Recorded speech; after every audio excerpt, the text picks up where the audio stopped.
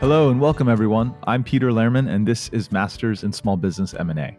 This show is an ongoing exploration into the vast and undercovered world of small business M&A, where we interview both the proven and the emerging owners, operators, investors, and advisors whose strategies and methods for transaction success have been put to the test. The show aims to surface the nuanced intricacies, the key ingredients, and the important factors that can improve your decision-making in your own journey in the world of small business M&A. This podcast is produced by Axial, an online platform that makes it easier for business owners and their M&A advisors to find, research, and privately connect with a diverse mix of professional buyers of small businesses.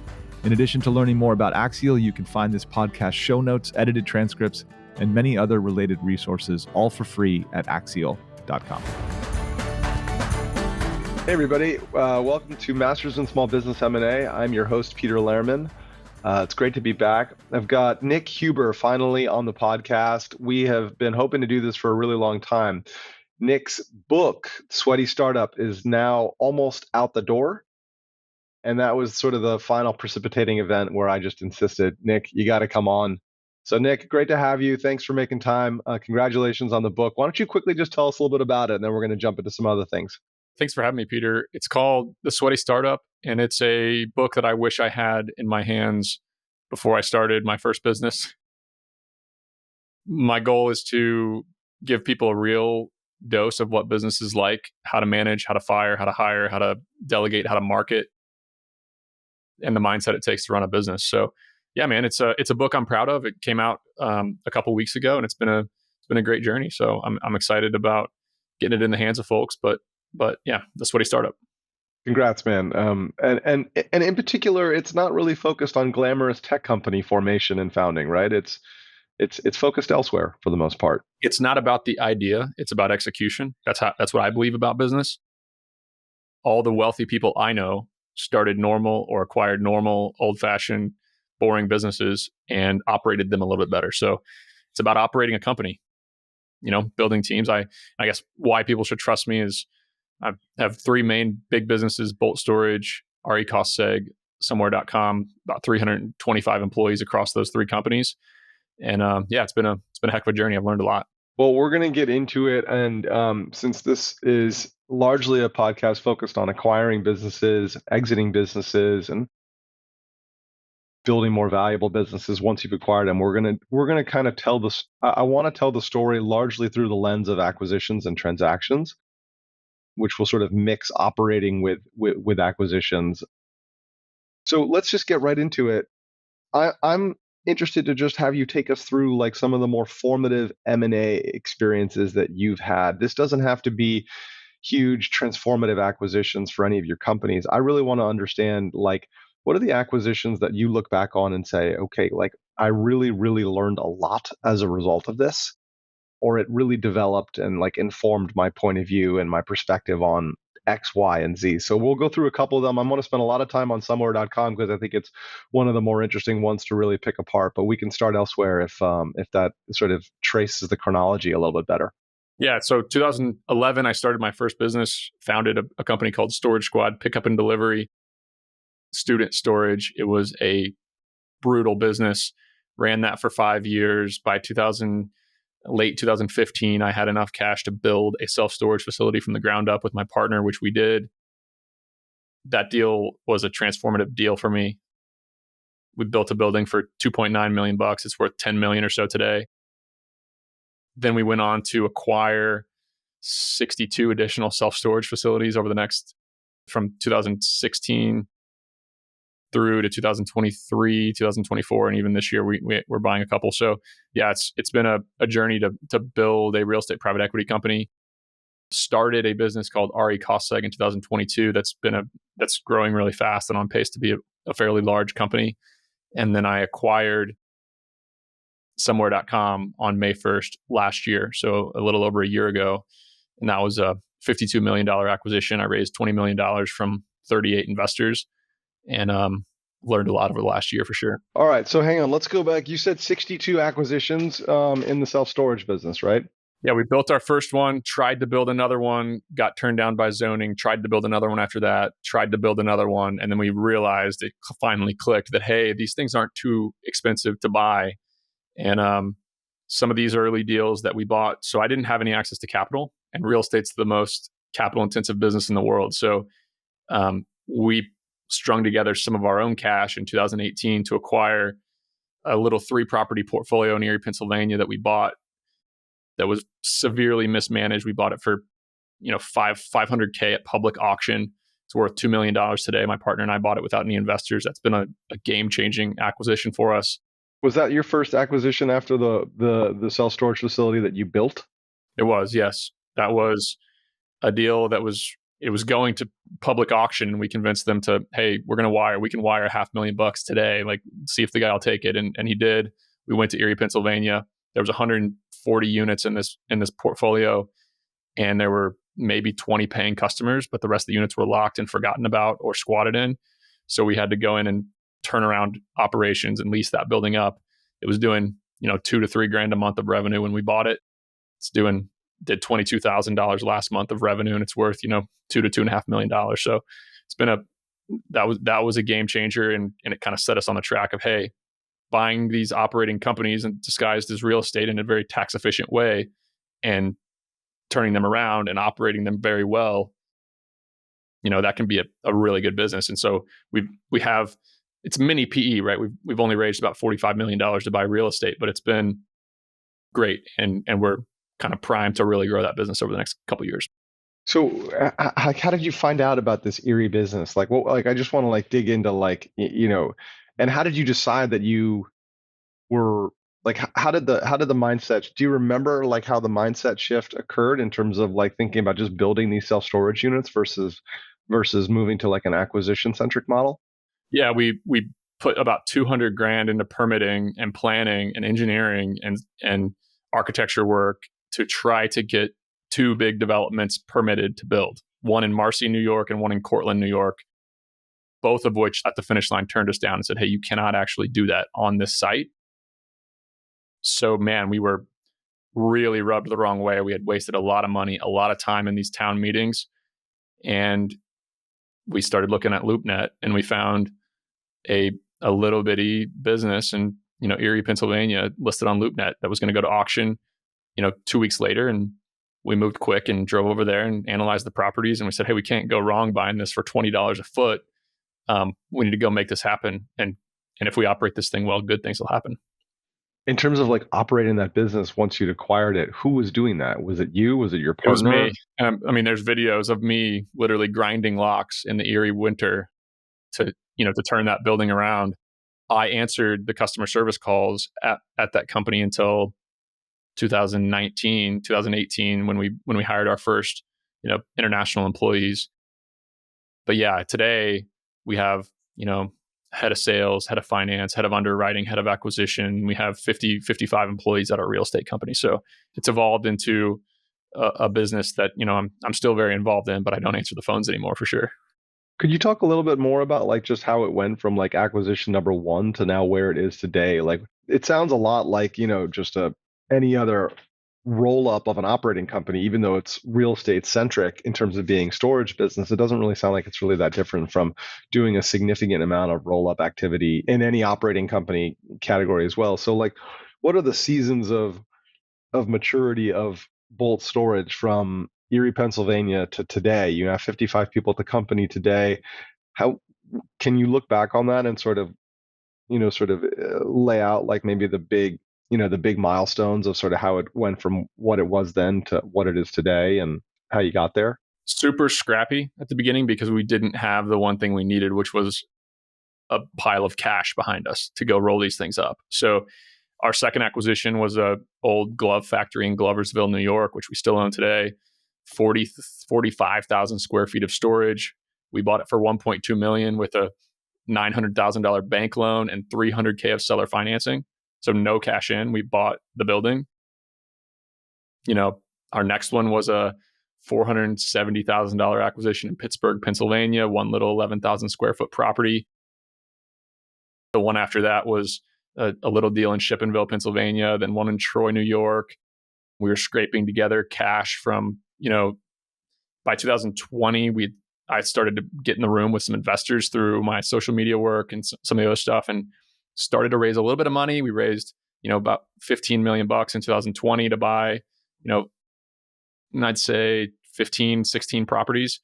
Then in 2021, things really rocked and we got access to capital. We raised $23 million and bought $50 million worth of storage in 2021. And that's when the company started to really explode.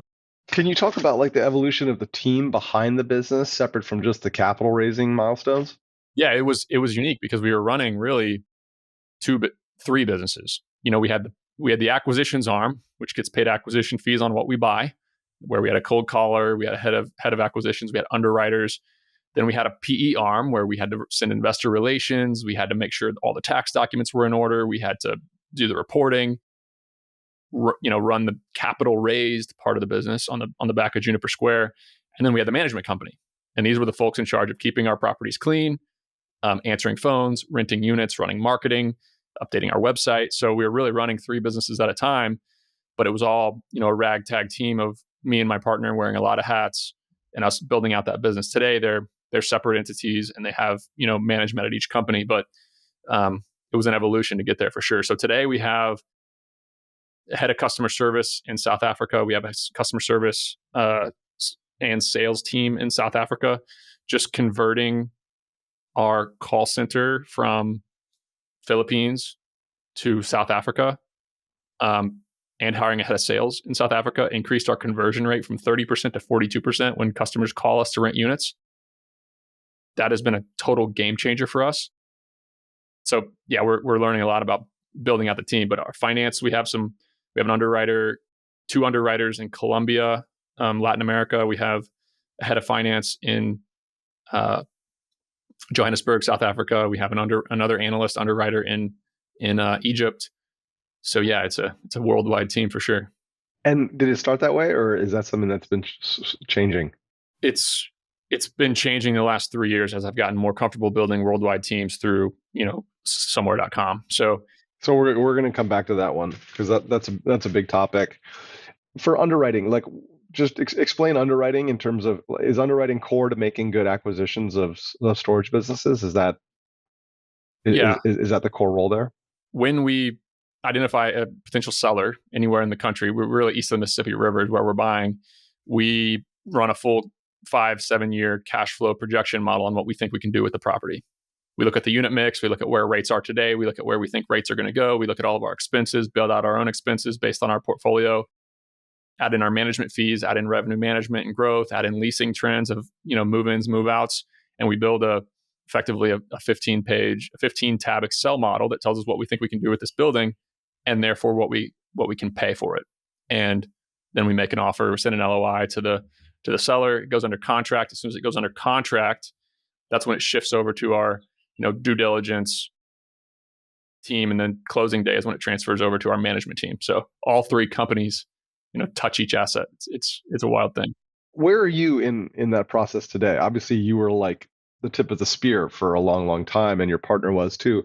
What is how involved are you in that whole deal sourcing, deal diligence, LOI, drafting? I'm trying to get a sense for to what extent you've extricated yourself from that versus. Late 2022 is when we acquired a portfolio in Abingdon, Virginia. It was a $9 million deal. And it's the first one that I didn't find. I didn't talk to an investor. I didn't talk to a banker. I didn't talk to any attorneys. I didn't talk to the seller, and I didn't visit the property. Now, our team was on site. Our team built the OM. Our team took meetings with investors. Our team raised the money from bankers, but that's the first one where the only thing I did was on our weekly acquisitions call.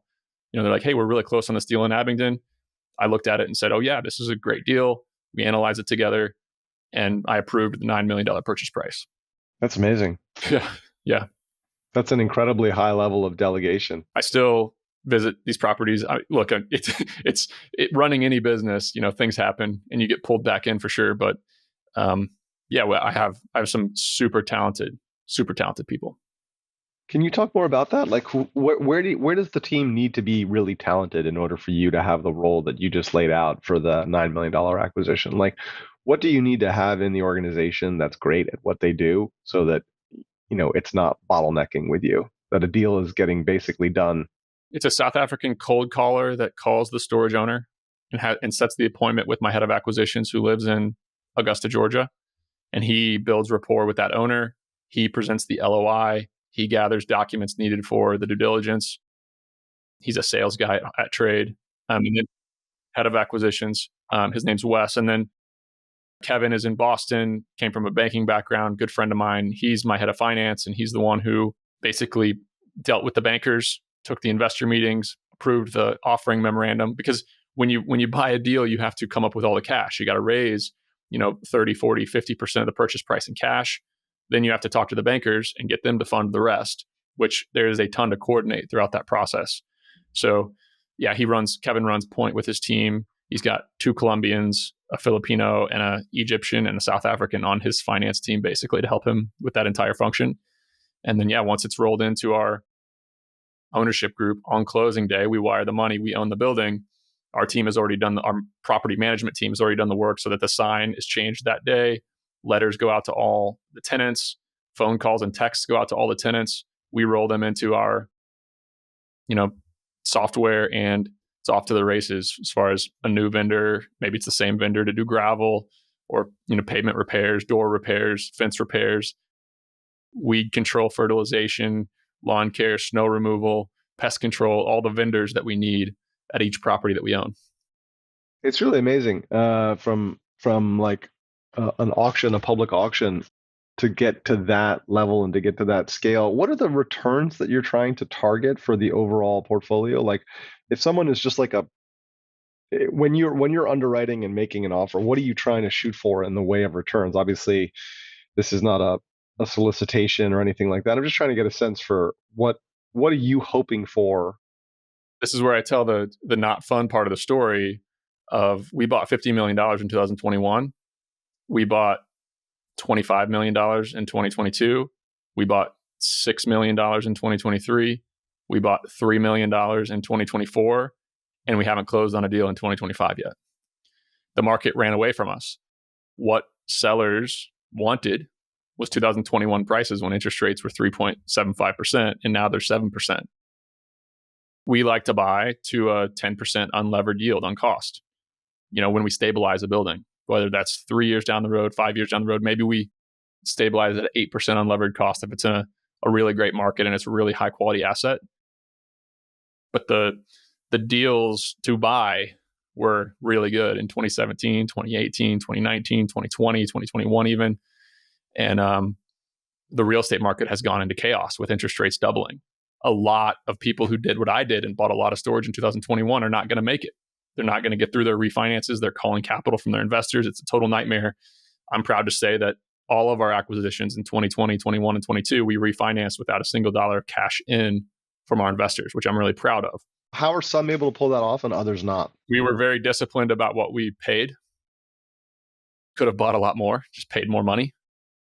We used 50% debt starting at about beginning of 2022. So we put 50% cash, 50% debt into a deal instead of levering it up to 70%.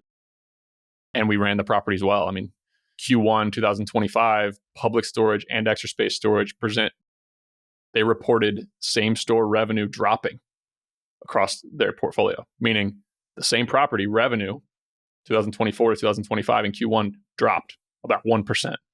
Our revenue Q1 versus Q1 last year is up 14.1%. So I'd like to, I don't know, my management team is good. So we were able to, add enough value to these properties to put debt on it to replace all the debt at double the interest rate, which I'm proud of. Now, are we missing pro forma? Is it, still stressful? Absolutely. All real estate is in chaos today, but we are poised for, to weather the storm well and also grow on the other end of it. Is it reasonable to say that part of the reason that the Somewhere acquisition, which we're going to get into and sort of go through that one in detail top to bottom, was it because you guys were kind of like pencils down and not really doing anything in real estate that you began to sort of explore other opportunities? It sounds like you've been much less active in the new interest rate environment on the real estate side. Because I was going to ask you, how did Somewhere come onto your radar? Why didn't you just continue to take Bolt Storage from, 62 acquisitions to 620 acquisitions, right? Like why not just continue to just reinvest in what you've clearly developed a real expertise in? I'm just curious sort of how the fork in the road emerged. Building worldwide teams is another one of the reasons why we've been able to weather this storm. So I have 60 and 55 to 60 employees at Bolt Storage, and I have 5 Americans. My overhead annually at my real estate PE company is under 1.5 million a year. Under 1.5 million a year. A similar size management company, PE arm in acquisitions team in the United States, $5-6 million a year of overhead.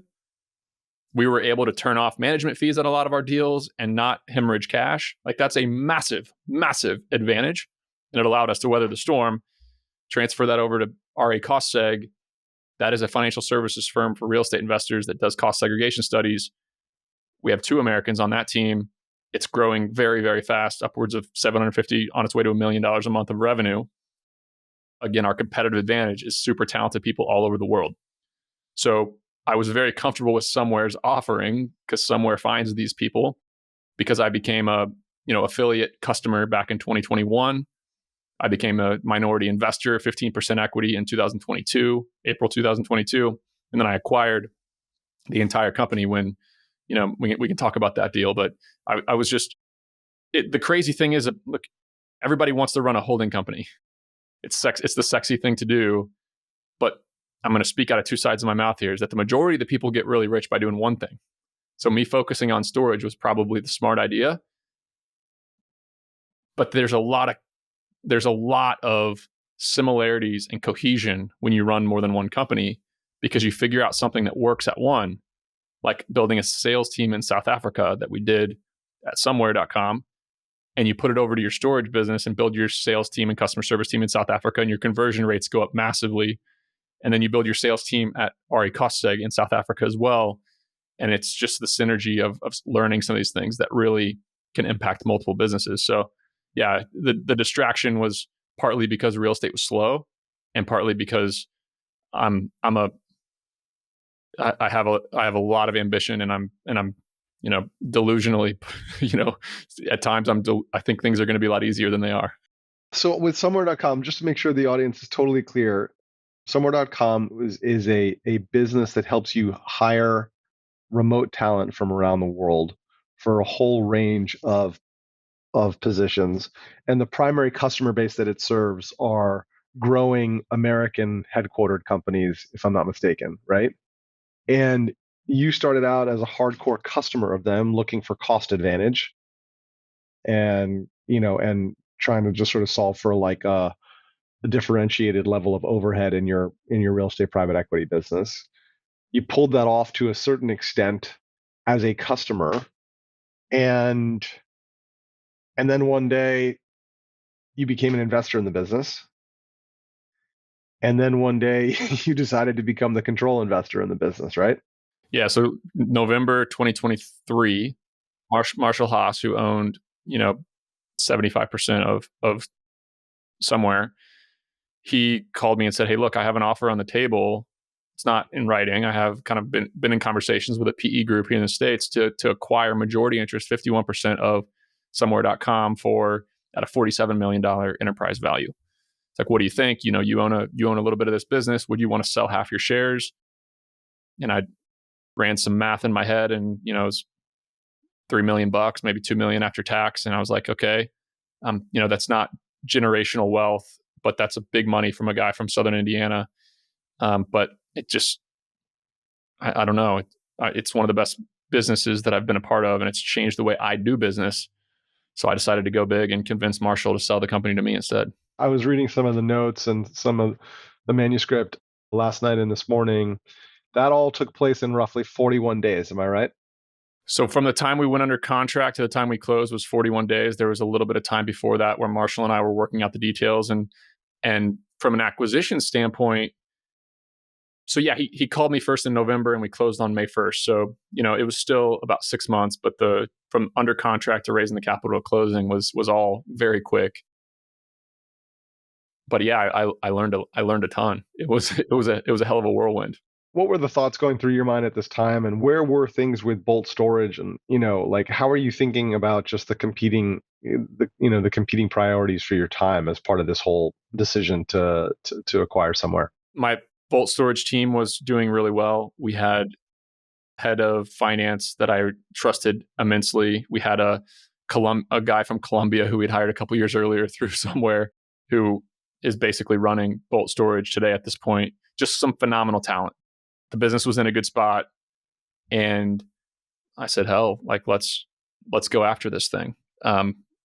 Little did I know that it would be as much work as it was, and business will humble you for sure. It's been difficult. There's been difficult things and good things about it, but yeah, I don't know why I decided to do it, but I did. So the sourcing story behind this is clear. You were a customer of the business because of some of your social media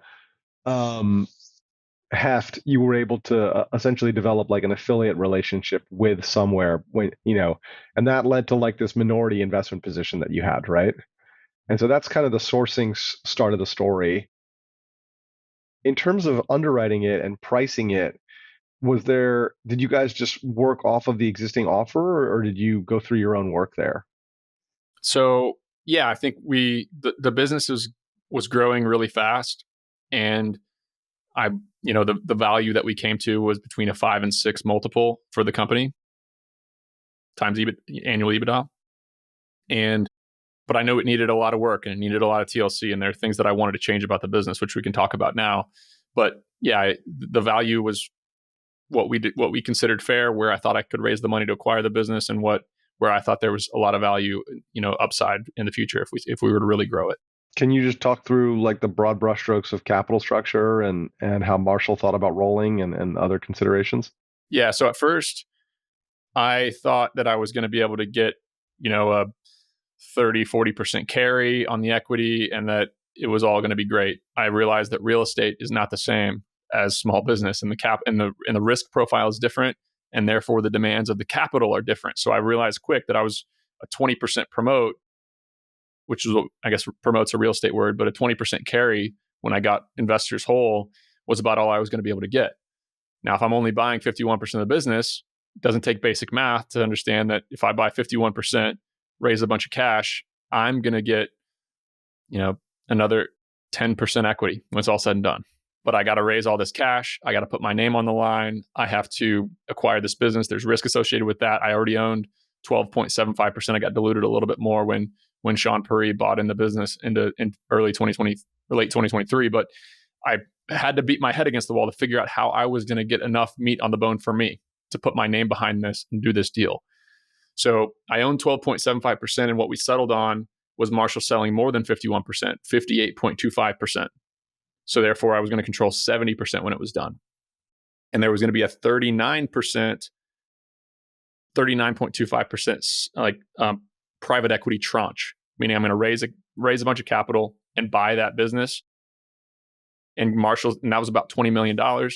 Get that cash to Marshall, and then have a seller note of 18% on the top of it that's directly to me, collateralized by the business. So that's kind of my carrot when it's all said and done. So the 39% of the business that I did in the seller note, blended promote, I had a 30% carry on some small checks, a 20% carry on the large checks. There's basically I'm looking at this, doing some math in my head, about 8% upside for me in that carry if I get everybody made whole. Then an 18% seller note, and I already own 12.75. So when it's all said and done, if I get all the investors made whole in the business and the seller note paid off, I'll own about 39% of the business. That made it worth taking the bet and doing the deal. When did the deal close? May 1, 2024. So we're at the 375-day mark. Mm-hmm.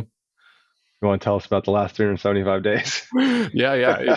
It's been wild. So I realized a couple things. A business that has grown extremely fast. The year before I bought it, it went from doing 500, it had doubled in revenue, and it had hired another 40% of its headcount had been added. There was no structure put in place on how to manage the team, how to do all the things that are involved in a recruiting business, which has a lot of moving parts. You have to source talent, you have to place talent, you have to have sales, you have to have marketing, you have all these different divisions of the business that I had to go in and start to rebuild. I rebranded the business from supportshepherd.com to somewhere.com. When we did that, all of our SEO vanished, and half of our leads went away. The algorithm that was in place for me to make a provocative tweet on Twitter and drive 3,000 visitors to our website, that ability went away as well after the deal closed. So here we are with half the SEO, a business that needs structural changes, and a lot less leads coming in from me and Sean, who are the main lead drivers of the business. That said, revenue in Q1 was up 26%. Revenue in March was up 40% year over year. The business is healthy, it's growing, and we've actually done a ton of work to make these structural changes. So we're ready to go to the next level. But I thought that it was just going to continue to be a hockey stick up and to the right.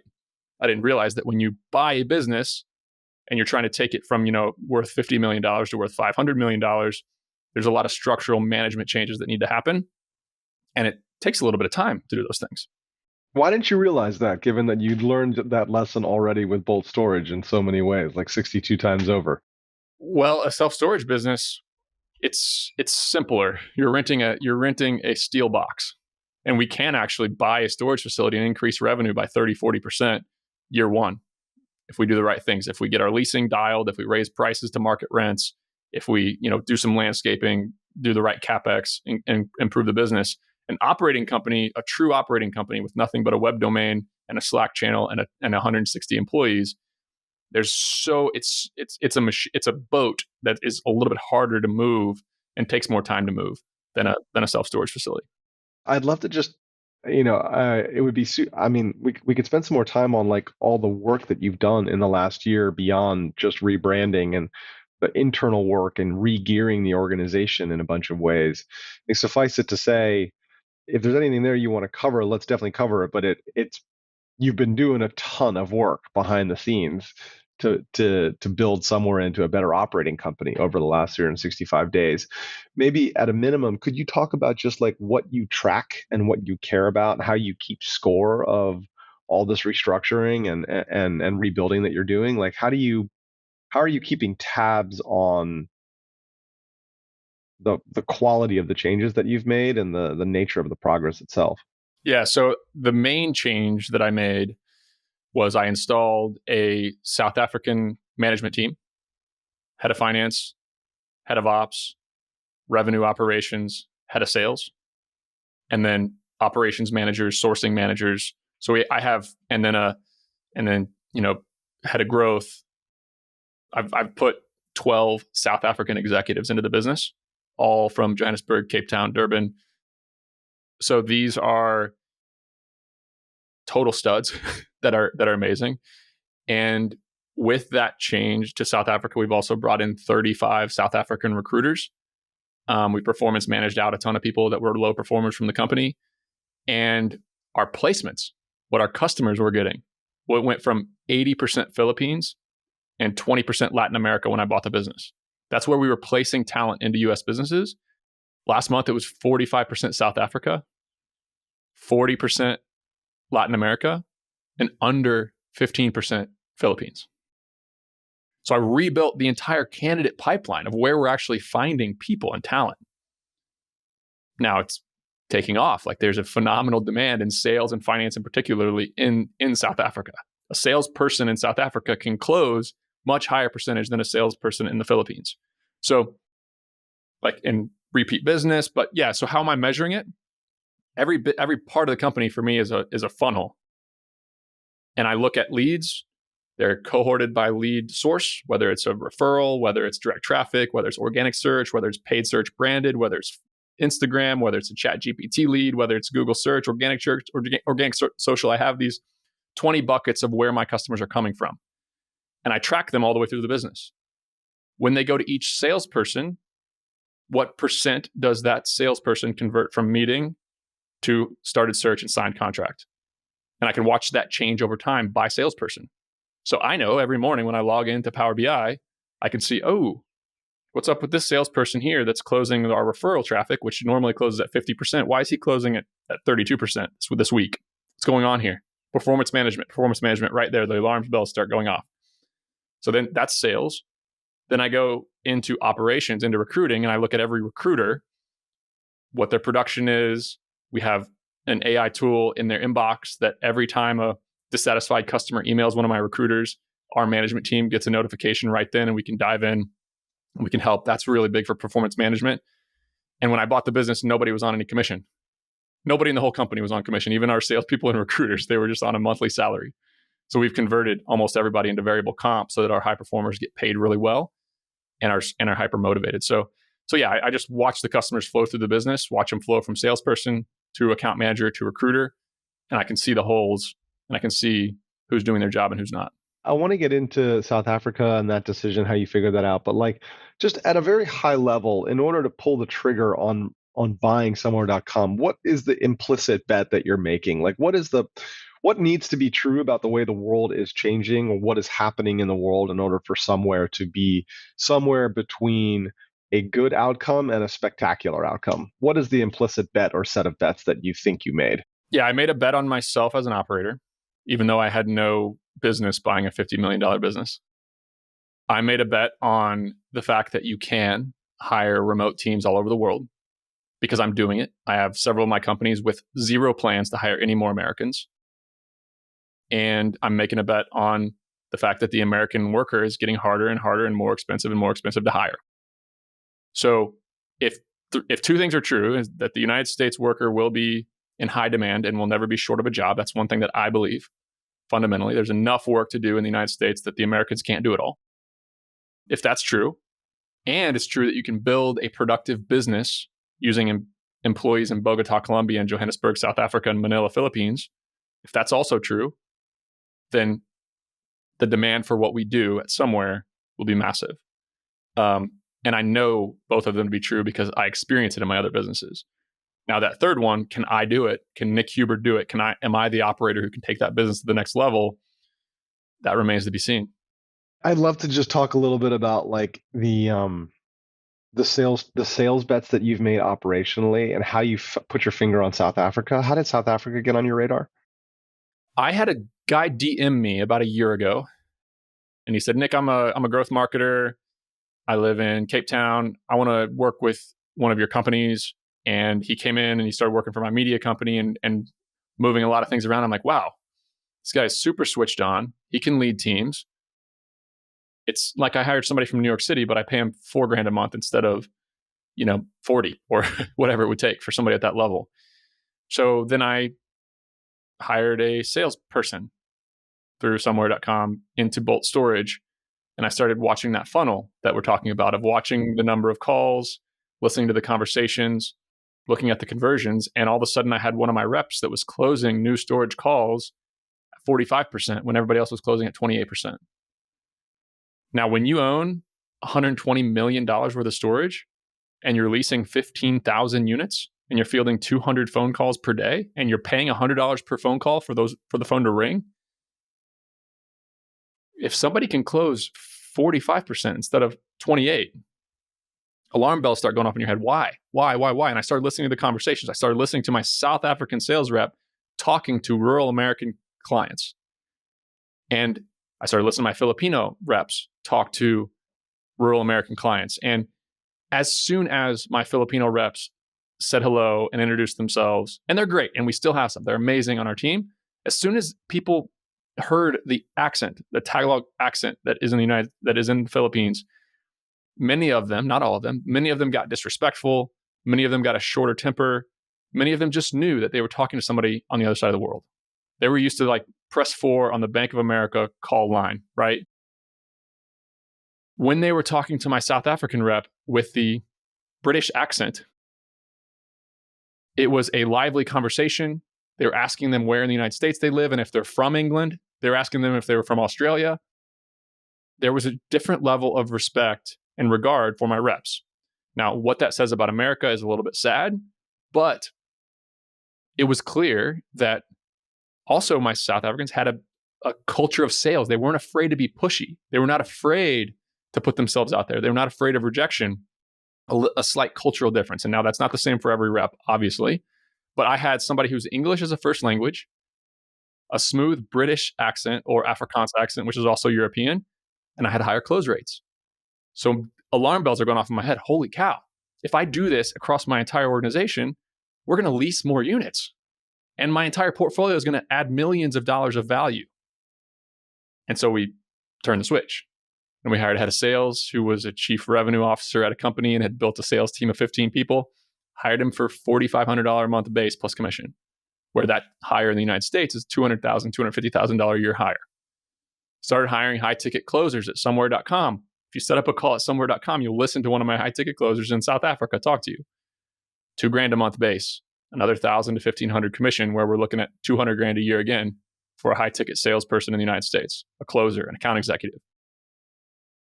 So it started to change the way I think about sales. And sales talent is the hardest, most expensive talent to hire in the United States, period. So, and the second thing I found out about South Africa is that 30,000 South Africans every single year get on airplanes and go to New York City, DC, and work in Fortune 500 companies on tax and audit during the busy season. Chartered accountant is like the doctor and lawyer of South Africa. Every mom wants their son or daughter to grow up to be a chartered accountant and go work for Deloitte or PricewaterhouseCoopers, whoever else in the United States. It's a massive culture of these people that go back and want to work remote as controllers, as bookkeepers, as accountants for US-based businesses for $3,000 to $5,000 a month, when that same hire in the United States is $150,000 a year. I would love to talk about like who's following what you're doing here, that you're like, what kinds of businesses are you seeing? Obviously, you're probably like at the bleeding edge of this. You own the business, Somewhere.com, right? You were super early to it, right? But who's following you quickly? Like, and I don't mean competing with you. I mean, who are the customers that you're supporting at Somewhere.com? And I'm not asking for logos. I'm really just kind of curious, like, what kinds of organizations are kind of blazing this trail alongside you? Because I'm just curious, like, how profound this could be for sales talent in America. I want to talk about that a little bit as well. Like, what is the future of sales talent in America? What will great salespeople in America look like in 5 years and 10 years if this kind of worldwide sales capability that you're championing and crusading for and proving out, if that really takes hold? Like there's some really interesting conversations just around like, what is the future of sales and sales excellence for Americans? So yeah, I'd love to just cover both of those, maybe, one after the next. So I think it goes beyond sales. It's the construction industry is hiring in Bogota, Colombia, like crazy. They're hiring architects, civil engineers, estimators, billing specialists, project managers, property managers for $1,500 to $2,500 a month. We have an architecture firm in New York City that's hired 20 architects from us in Bogota, totally changing the way that they are doing business and their margins. We have law firms that are hiring paralegals in Brazil, Mexico City, Colombia, South Africa. And these are barred attorneys in their states who type 80 words per minute. We can talk about typing speed because I'm so ate up with that when it comes to hiring. Yes, you are. these are paralegals in the United States that are, again, 70, 80, 100 grand a year that you're hiring for $1,500 a month in Bogota, Colombia, or Sao Paulo, Brazil. We have Egypt as a finance hub where you can find underwriters who can work Magic and Excel or Power BI for $700, $800 a month. You have every position in the Philippines, Pakistan, and India at a cheaper rate. You have an insane cost advantage in those countries. So yeah, and then Eastern Europe is tech, like software developers. We're getting a ton of demand for software developers in both Latin America and Eastern Europe because you just can't afford to find great project managers and tech talent in the United States, where you can get $3, $4, $5,000 a month for all over the world. So we have paving business, we have law firms, we have architecture companies, we have all kinds of home service businesses. Is there like a characteristic of those business that like how are you, when you guys think about like how do I find the next paving business? How do I find the next architecture business? Like how do I find these organizations that for whatever reason are ready to go kind of like full hook, line, and sinker on global worldwide work? Do you have you distilled the characteristics of these businesses and what the ideal profile is? Like what what's leading to these? Is it a founder's orientation? Is it somewhere else in the organization? Like, it's driven by two things. It's driven by an open-minded founder who is tech savvy, and it's driven by areas where it's extremely hard to hire. So we're doing a lot of work for law firms because it's impossible to find paralegals. We're doing a lot of work for SaaS companies because it's really expensive to hire account executives who can take video calls with high-end clients. So I think it's a mix between open-minded founder who either bought a business or took over a business or has a healthy business, and somebody who has no choice because they've been looking to hire somebody in the United States for 6 months and they just haven't been able to make it happen. Are you seeing private equity owned American companies as in your customer mix? Like, do you think that the sort of portfolio of American private equity backed companies is going to embrace this kind of like post acquisition sales team transformation, and any indicators there? I do. I think that it's a massive competitive advantage to grow in a risk-free way and to make a business more efficient and more profitable and improve margins. So there is a play that we're seeing across many of our clients of, hey, it's an intro from a portfolio owner, and it's, hey, talk to my CEO. The CFO is always the one who wants to talk to us because we can save the most money. But like intros from holding company owners or private equity firms to pass on cost savings into their portfolio of companies. And look, you don't have to use somewhere. Like if we want to spend a little bit of time, I hope people are taking away like where they can hire and who's out there instead of, hey, just use somewhere.com. Yeah, no, I was also gonna just like really push us to like come up with like the bear case argument on this. Like how does this go horribly wrong? What do you need to do in order to massively mess up when you hire remote, talent? Yeah, where it goes wrong is people hire all the time thinking about the cost savings, and then they client guarantee, because we do a 6-month client guarantee on every hire. And the people who come back to us are just not remote first companies, and they're not empowering the employees to do well. They don't have Slack. They don't use video calls for meetings. So the people that they hire are just out on an island, and it's really hard to make somebody productive as if you hire any employee and just don't give them any guidance at all. So that's where it goes wrong, is people don't have the right tech stack in place to have a worldwide workforce. Are there Wi-Fi issues, bandwidth issues? Are there talent and culture issues and what, like, how does management evolve? Like when you never see somebody, you never visit them in person, you only spend time with them on Zoom. Like what's your experience of that? Well, it's a $1,500 flight from Cape Town to Atlanta, straight flight. So my South Africans have been here in person with me. My Colombians from Bogota, it's a $600 flight. It's 4 hours from Bogota, Colombia, maybe 6 hours from Bogota to Atlanta. You can absolutely get these people in sight. One of my friends and clients. And you believe that you should? Yes? Yeah, you absolutely should. Yes. Bring them in. I have somebody who hired an executive assistant in Colombia that gets that person on site for their 2 big events a year that they host, and they help manage those events. So yeah, it's not. Now, some areas have issues. Like the Philippines has monsoon season, and it's not a monsoon, it's a hurricane, but it spins the other way. What's it called? Cyclone. They have cyclones that hit all over the Philippines. So during the cyclone season, you'll have folks wiped out of power for 2-3 days because of massive cyclones. In South Africa, their government is totally corrupt and incompetent to the point where it stole all the money from the people, and there's no power. Like there's load shedding during the hot season because they don't have enough electricity. So all of our people have to have battery packs that can run their computers, lights, and everything for 12 hours. Colombia and Brazil are much more stable as far as internet and electricity. Same with Mexico City, but their English as a second language. So if you don't have people talking to clients, and you don't need that level of professional maturity, I almost exclusively recommend LATAM because they're on your same time zone, and the power grid is much more effective. But when it comes to executives, people who build businesses, like Johannesburg is just like London. It's just like New York City as far as the work ethic, building businesses, the management people that you can find. But yeah, there's pluses and minuses to every city. Cape Town's 6 hours. Johannesburg and Cape Town are 6 hours ahead. That means my folks are working till 11 p.m. at night. Not ideal. Bogota's on Eastern time. How does that work in terms of the time zone with them +6? Like, is that just something that the culture of people who work remotely, like that just they understand that? Yeah, they really, really, really want to earn US dollars and they want to work remotely. The economy, it's 40% unemployment in South Africa. It's one of the most corrupt government issues that there is. It's terrible. So if somebody has an opportunity to work in the US, they're all over it and they can design their lives around that pretty easily. It's not, Philippines is harder. You're working, 8 p.m. to 6 a.m. That's the worst. You can't see the sun. That's really, really hard. But then there's also entire office buildings and 20 million Filipinos work, not in their time zone.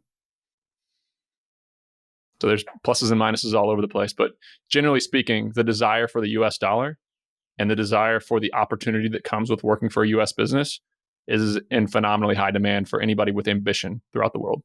Can you talk about just the point of view that you have on American labor and American highly skilled labor, particularly in these worlds where you're recruiting really effectively for companies in all of these other places with huge cost advantages? Like, you're a husband and a father of, I think, 3 kids, right?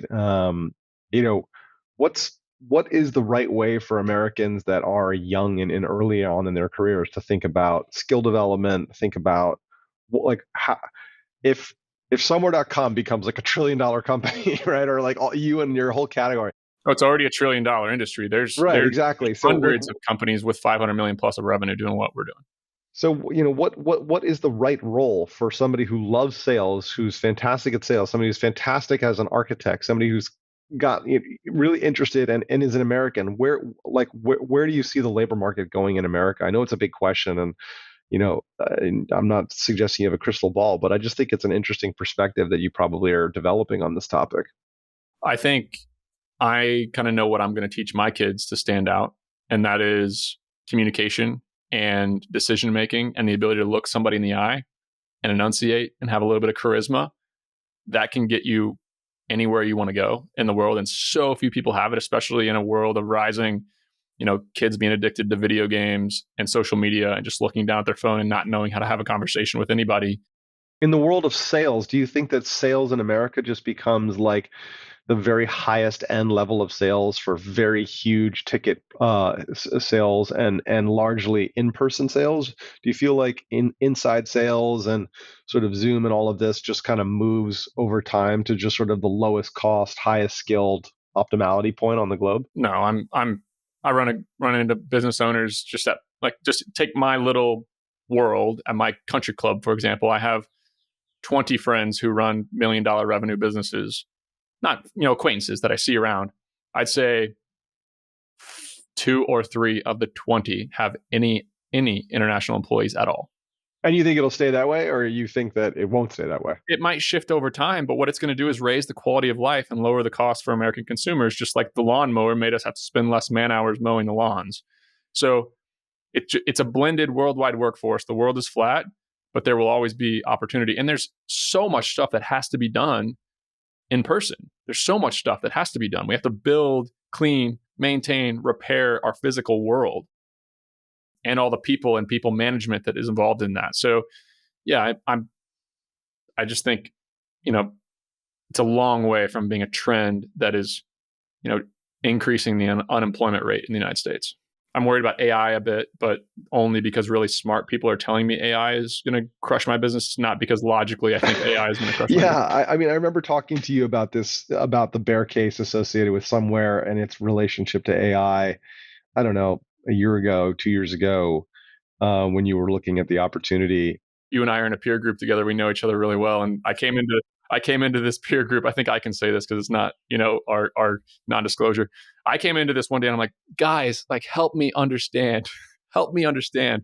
Everybody's telling me that AI is going to take over my business and take over all workers and no one's going to have a job. That's what I keep hearing from very smart people.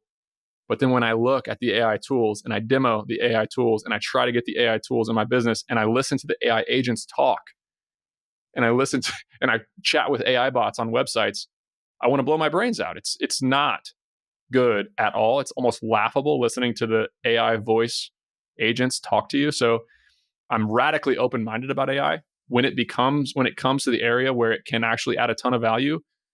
And if somebody tells me, hey, look, you're 325 employees across your portfolio, AI is going to help them do the work of 600 people. I'm going to be the first to sign up. Or if it says AI is going to let you do the work that you need to do with half the workforce, I'm going to be the first to let half my workforce go. But I can't see it any time in the near future.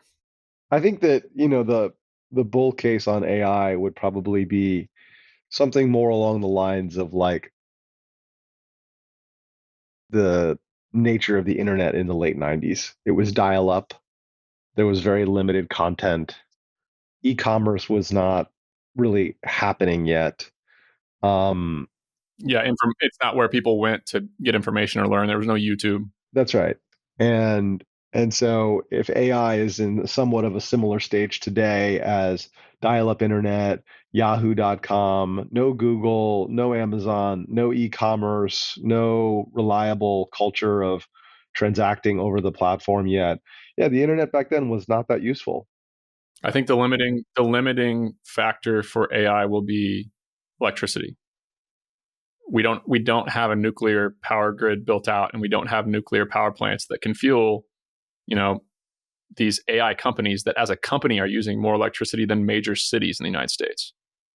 I have a hard time wrapping my head around that, and the demand and the pull for more electricity as they try to decrease latency is what do you call the correlation where it's squared? It's not linear. So I have a hard time wrapping my mind around that argument that it's in such an infant stages that it's going to get phenomenally better over time. I tend to think about it like Elon Musk has been telling us for 20 years that self-driving cars are 2 years away. And it's not 2 years away. Yeah.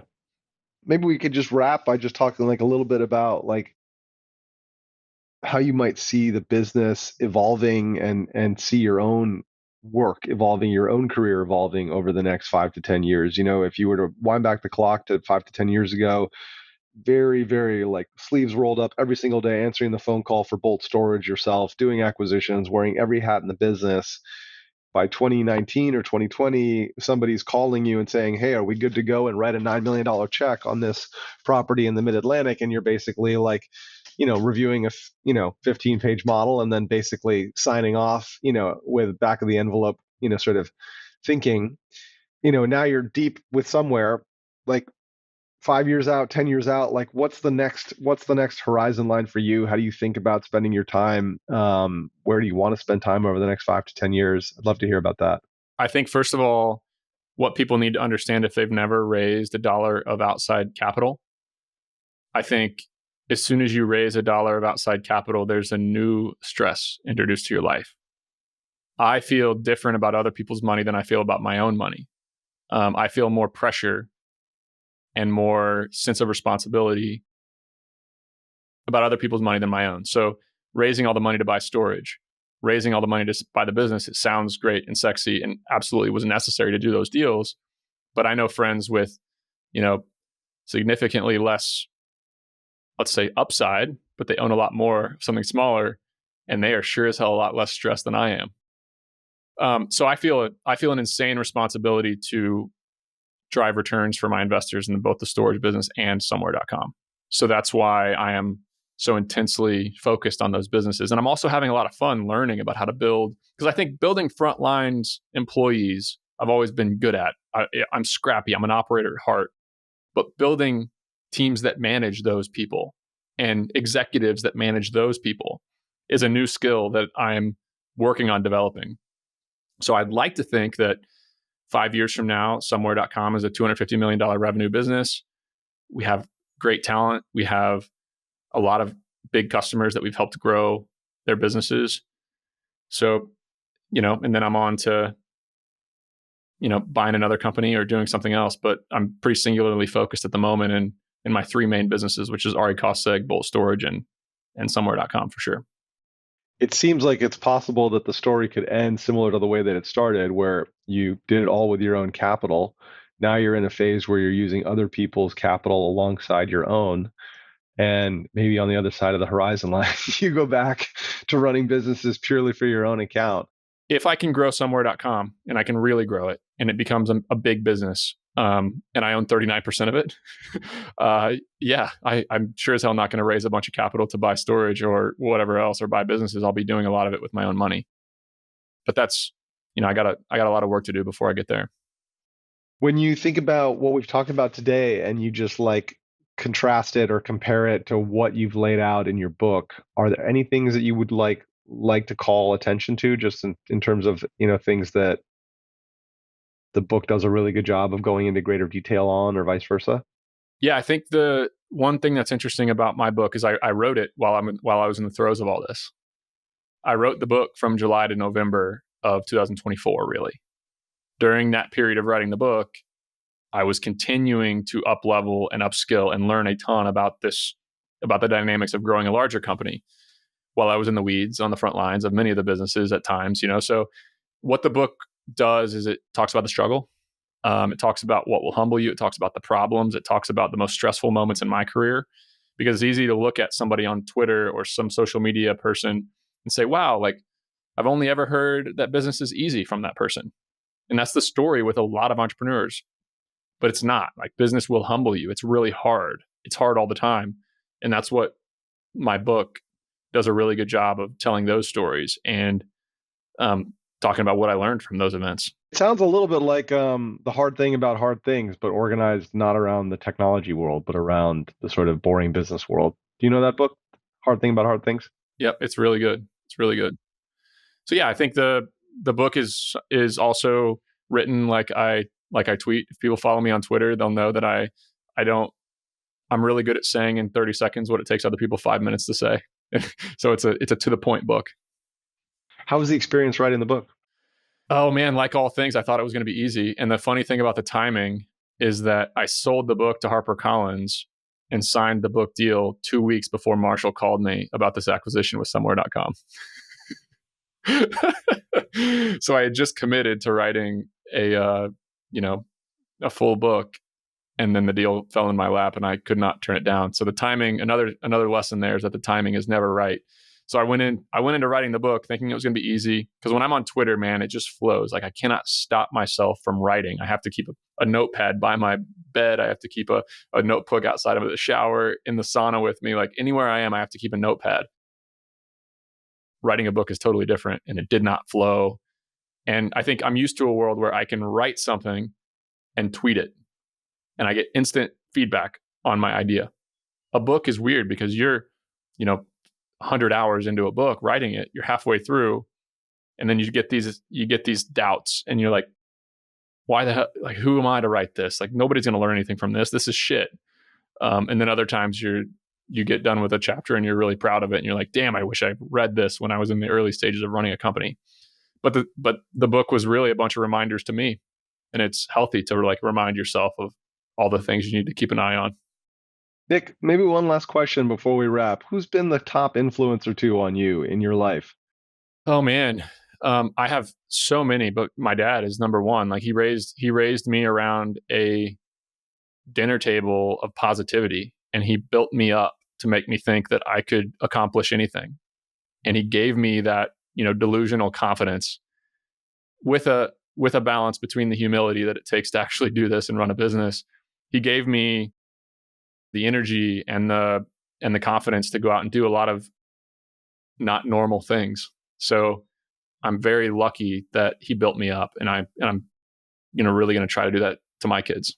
It's an amazing place to leave it. I'm so happy we did this. I am really grateful to get 65 minutes from you in the middle of all that you got going on. Congratulations, Nick. Thanks. This has been awesome. Really enjoyed spending time with you.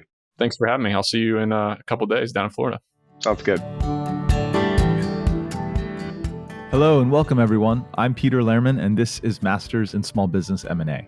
This show is an ongoing exploration into the vast and undercovered world of small business M&A, where we interview both the proven and the emerging owners, operators, investors, and advisors whose strategies and methods for transaction success have been put to the test. The show aims to surface the nuanced intricacies, the key ingredients, and the important factors that can improve your decision-making in your own journey in the world of small business M&A. This podcast is produced by Axial, an online platform that makes it easier for business owners and their M&A advisors to find, research, and privately connect with a diverse mix of professional buyers of small businesses. In addition to learning more about Axial, you can find this podcast show notes, edited transcripts, and many other related resources, all for free at axial.com.